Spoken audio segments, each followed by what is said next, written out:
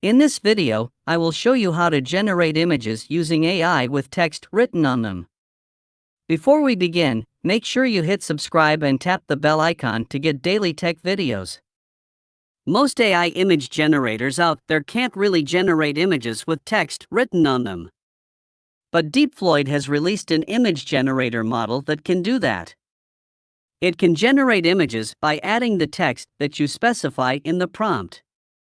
You can use this model to create banners, logos, and billboard ideas.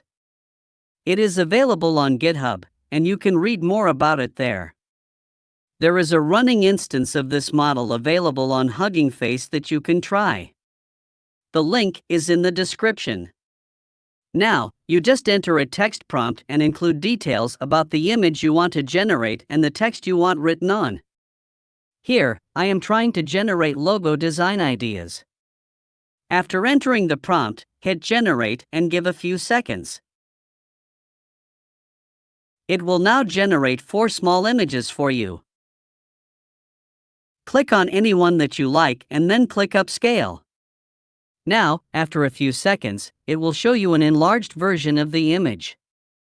See the details and then decide if the output was correct.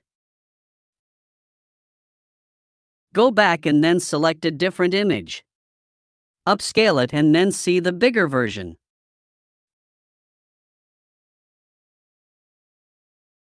The text can be distorted a bit, but these things are expected. Now, let's try generating a logo for the baseball team.